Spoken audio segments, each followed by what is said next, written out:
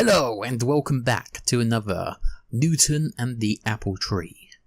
I am Sean the Player, and this time round, we're going to continue off to our little journey to England, supposedly.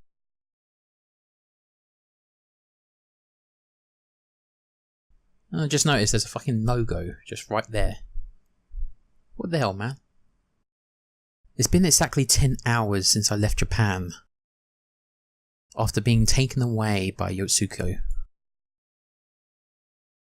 Soon after getting off the plane, Yotsuko takes me by the hand and we hop onto a red bus. We watch the scenery through the windows as passengers get off one after the other. あと12キロですね。 Right. 朝永くん、これ。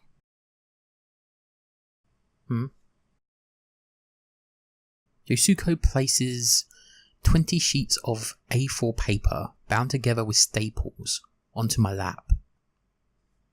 The title is in English. I know what it is even without asking. It's a thesis Grandpa wrote. There's no way I can read this, Yotsuko. 持ってるだけでもいいですから。 What's it about?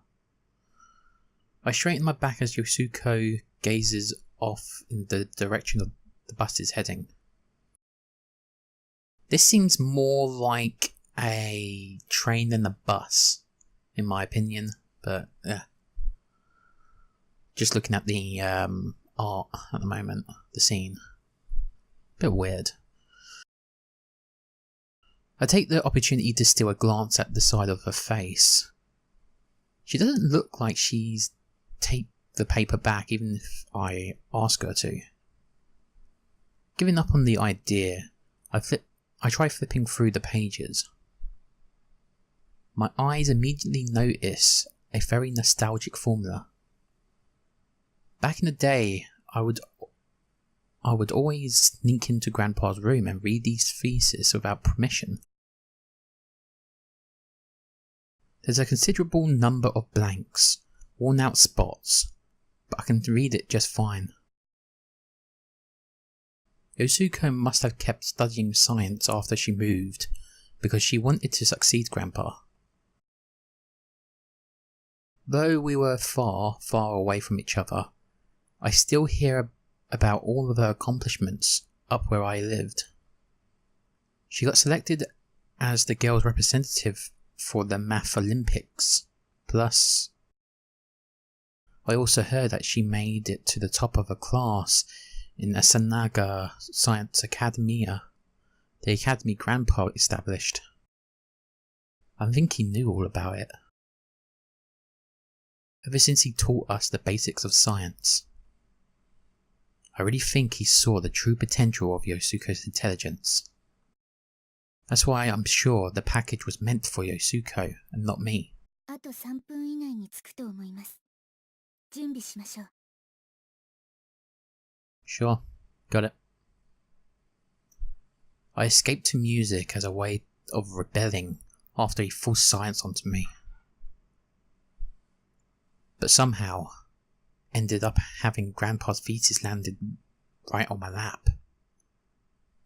We head to Tenbridge campus, which could very well be called the centre of the entire scientific world. I'm fed up with everyone telling me what to do. I'll live my life how I want from now on. Once I finally meet with him, I'll make my intentions as clear as possible.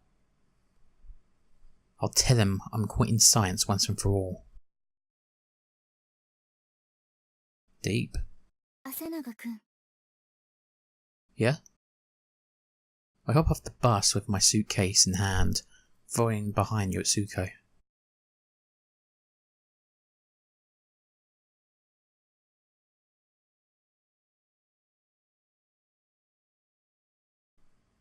Okay.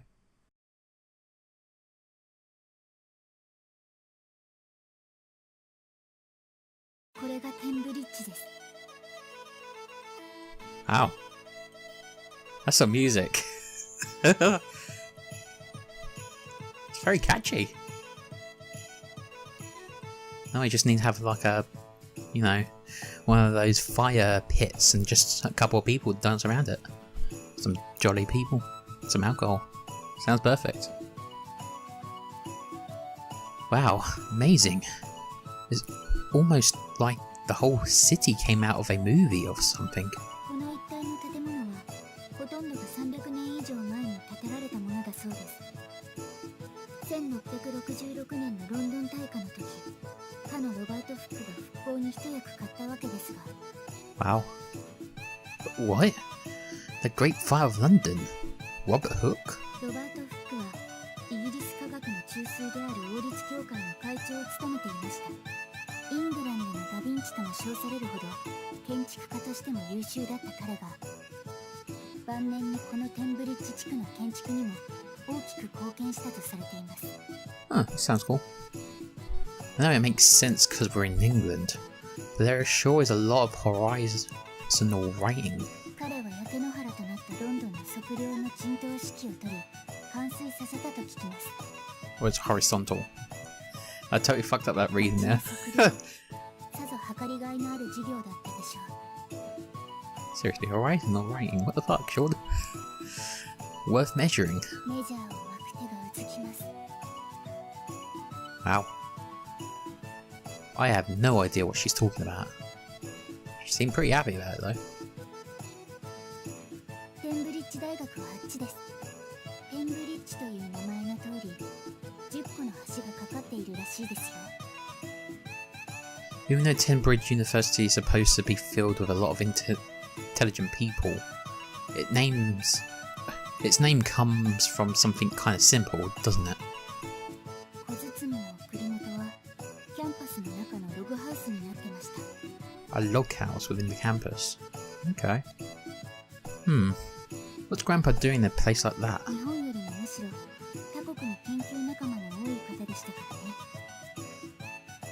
Could Grandpa have spent all his time during the last few years in a room somewhere in this campus?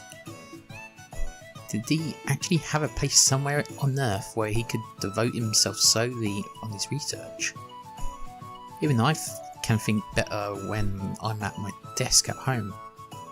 So I understand that part of it. 680ヤード。歩けますね。近いと言える距離です。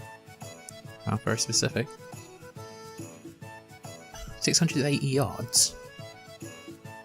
621.79 メートル。私の中の近いの定義は720メートル圏内です。 Wow. 歩きましょう、浅永君。 Do you really have to define everything? 当たり前でしょ。 Is that so?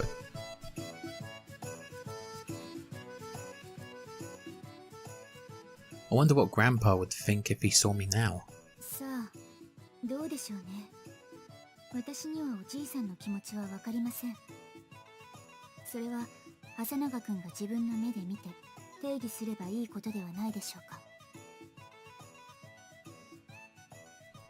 My own definition? Huh? 私も浅永君もおじいさんになることはできません。人と分かり合うことなんて絶対にできない。だから自分の中で定義するしかないですよ。 Is that how it is? Don't you think that's like a hard way to live your life? いいえ、測定と定義は私の生きがいです。楽しいですよ、毎日が。 It's pretty interesting. 毎朝自分の3サイズを測っている時に、 Oh, 今日を生きる自分の手応えが得られます。 okay. I mean, I guess that's your thing. Wait, you really take your own body measurements every single day? 当たり前じゃないですか。浅永君は測らないんですか？ Can't say I have. Yosuke really grown up. No, there's many people that really, measure themselves every day. Bit odd. So this is Tenbridge University, huh?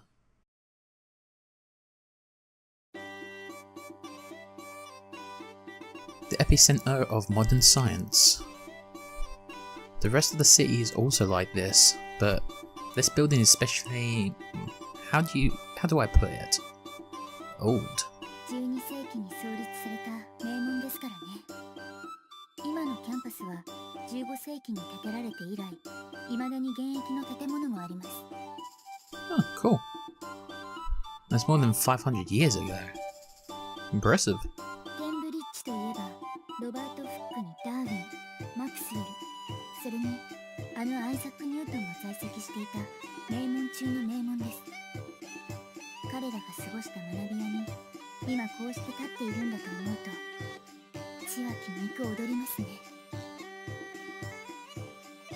何ですか？ Oh, nothing. I was just impressed by the mood swings you have when you talk about those things, Yosuko. 当たり前じゃないですか。人を何だと思ってるんですか？ちなみに血は気肉踊るの定義はある事象について考察しているときに意図せず心拍数が 1.08 倍以上になること。Okay. Wow, that's really amazing. You can tell when your heart rate multiplies 1.08 times? 訓練ですよ、朝永くん。測定は訓練です。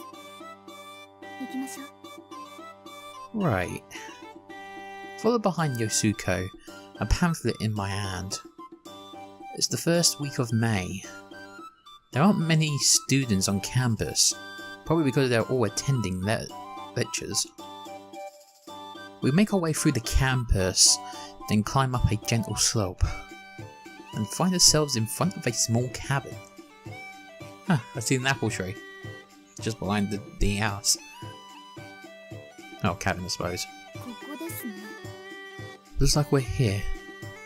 Yosuko turns to face me again. ここがおじいさんが過ごしていた場所です。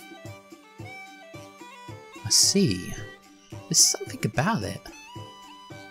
I look up at the small cabin that was built right on top of the hill one more time. All in all, compared to the overwhelming buildings from before, the size of this one sure lacks some of the punch. Compared to the other buildings we saw, this one just looked small and cozy. パンフレットによれば、この建物はかつてケンブリッジに在学していたアイザック・ニュートンの個別書庫でもあったらしいですよ。One second. Okay, I'm back. I've reduced the background music so that we can hear the voice a bit more. Should be noticeable. Well, Grandpa always had a thing for Newton after all. 何か調べ物でもしていたんですかね。 Nah, I should increase the voice. One second. I'm back. Put it to 90, so that should be better. Let's see what happens. I see. Grandpa used to tell us stories about Newton all the time when we were young. About how he was the father of modern science, and that he was very knowledgeable about politics. And how, even with all that, the man was humble and had a good personality. Thinking back, he seemed really happy when he was telling me about it. This is definitely a place where he would spend all his time, but it feels strangely off. Let's try going in, shall we? はい。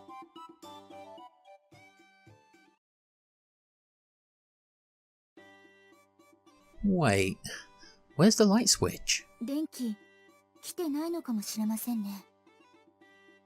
I see.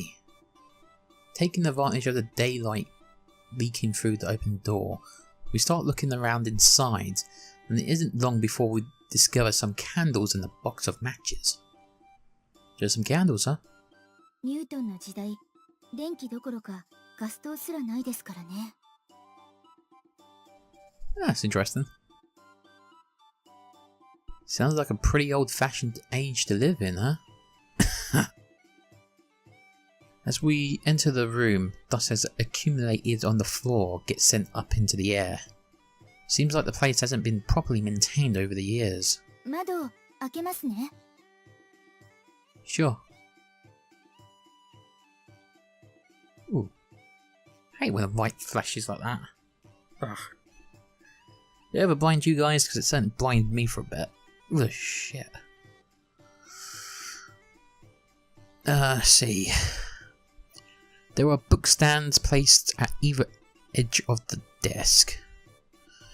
On one end is Cosmology by Seven Wenberg, and on the other is Paul Dirac's The Principles of Quantum Mechanics. Both of these famous books look pretty worn out. Perhaps these natural science books were lined up next to each other so that it could be shown off to random tourists. At that moment, I suddenly heard an unfamiliar sound and raised my head. Yosuko had placed a measuring device on the edge of the desk. Huh?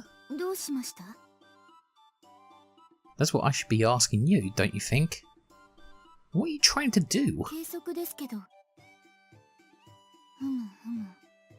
Okay. Yosuko starts writing on a notepad she's taken out of a pouch, as if she's figured something out on her own.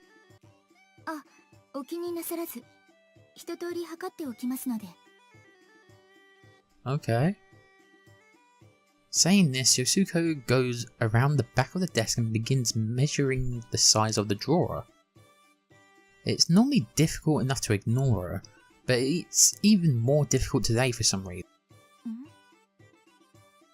What's up?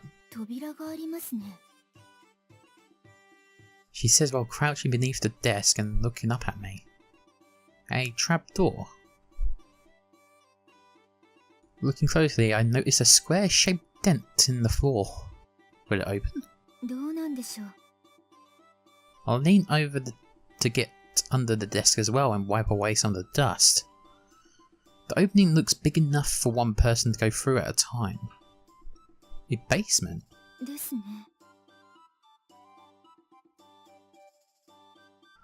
The square-shaped trapdoor has 3 hinges on it and a single hole. Wonder if it will open if I put something in the hole. Ha! A hidden room? Huh? You sure that's a good idea?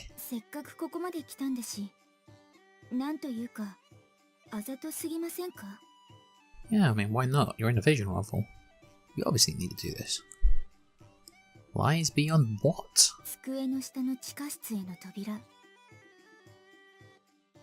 Well, I guess so. Yosuko holds out a metal pole about the same length as me. Right, push this pole into the hole. Here we go. The door is lighter than it appears to be. It doesn't take much strength to get it open. Is this a ladder? The light Yosuko brings with her helps me see while going down the ladder. The basement is actually a decent sized dome. I have a feeling that this space can hold about 4 or 5 people at most. Looking around, there are 4 candle holders placed on the walls. Yosuko, I'll light the candles. Ugh, fucking...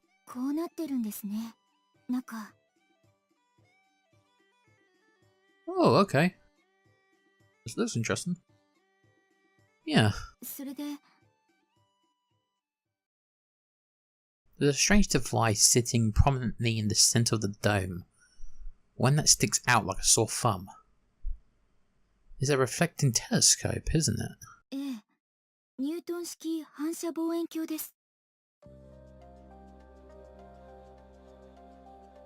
That's right. I still remember it. It was my favourite tool when I was younger. It's been made obsolete by modern telescopes, but I fell in love with its simple, almost primitive design. And even though I say it's primitive, it provides a great view.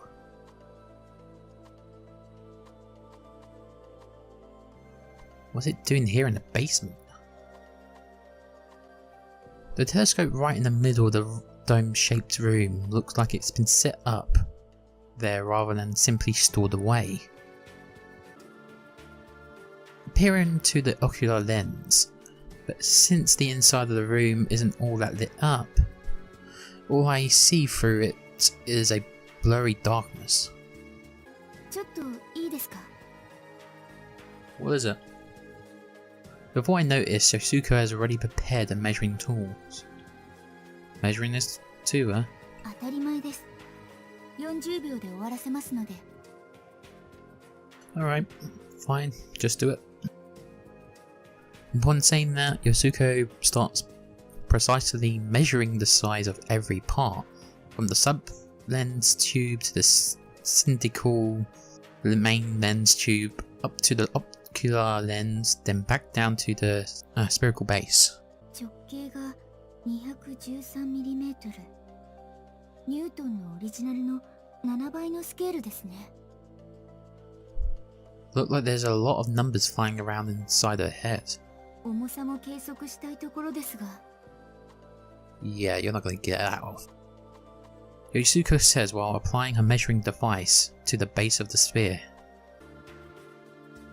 As the name suggests, the globular pedestal frame is a cylindrical telescope body mount on top of a round-shaped body, which is in turn placed on a solid base to ensure a wide range of movement. Man, that sure brings me back. When I was just a kid, I became obsessed with that telescope. Though it had a very primitive design, it's a tool that gave a really accurate depiction of the distant stars. I used to always tamper with the base of the sphere, moving it around in every direction. As Yosuko tilts the big telescope in order to measure the diameter of the sphere, I noticed a strange hole right in the bottom of it. What's up with this hole? I interrupted Yosuko's measurements and crouched down so I can try looking into it. There's a keyhole. 鍵穴ですか? Yep, sure looks like it. Why is there a keyhole in the telescope? Maybe there's something inside? The sphere is the size of a volleyball. Maybe Grandpa hid something very important inside this thing. Oh, the thing around Yosuko's neck. Attached to the choker she wears around her neck. The key Grandpa sent to Yosuko. You see, this keyhole here, that brass key is the only thing Grandpa sent us after he went missing. Yosuko removes the choker from her neck. これですよね、きっと。It's worth a shot at least. Is what I tell her, but honestly I'm confident about it. That key will fit into their keyhole. And it will open that lid. I'm really curious to find out what Grandpa hid underneath that telescope. Just what is he entrusting to Yosuko? そうですね。じゃあ、試してみましょうか。Alright? What's wrong? 私が開けていいんでしょうか? Of course it is. You're the one who got the key from Grandpa, right?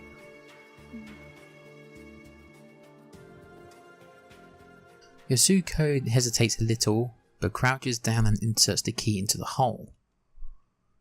It's in. And then, when Yosuko turns the key, the telescope emits a strong bright light. Warning. The following scene contains a lot of flashes, which made it far more harder to read. If constant flashes affect you in any way, best to either turn away or skip forward to the numbers listed in the text. That way you won't have to worry for any more flashes, and I hope you all enjoy the rest of this video. Oh fucking hell. Oh shit, no. The floor we're standing on begins stretching out like rubber. The scene in front of us slowly begins to fade out completely. Holy shit, this is really fucking my eyes. What? Wow, how could they really do this? Oh shit, even more.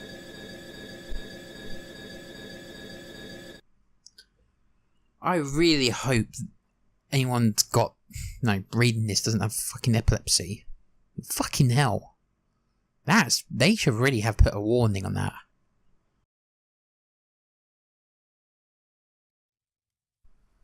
When I come to, I'm lying on the floor.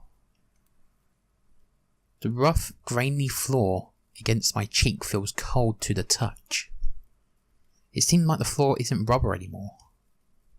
What? What happened? If the key fit into the slot, some kind of lid should have popped open somewhere. I get up, feeling slightly dazed. Oh fuck, this is on fire. Wait, what happened to this place? Those tree branches crawling all over the ceiling weren't there before, were they? No, hold on, those aren't tree branches, they're roots? Ah, it seems the candle lit them on fire.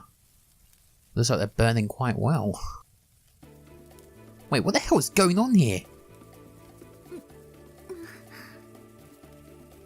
Yosuko, are you alright? There's fire! Huh? What happened?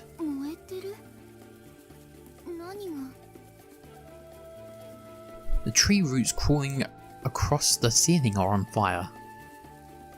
The tree roots crawling across the ceiling. It sounds like a line from a fantasy book. Never thought I'd seriously say something like that.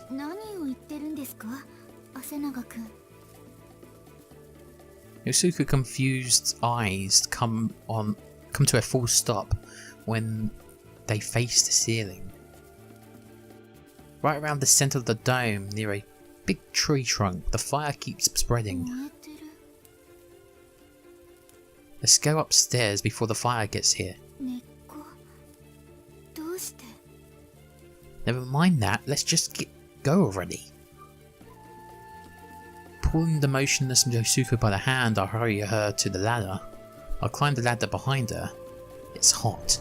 If the ladder catches fire, we won't be able to get out. Right as the worst possible scenario crosses my mind, Yosuko stops moving entirely. What's wrong, Yosuko? Hurry up! Even when I call out to her, there is no response. Yosuko, hey! I hesitate for a moment, but then boost Yosuko by the base of her feet with one hand. With the other, I feel the soft pump sensation of Yosuko's butt. While pushing her up, I keep climbing until we make it out the dome.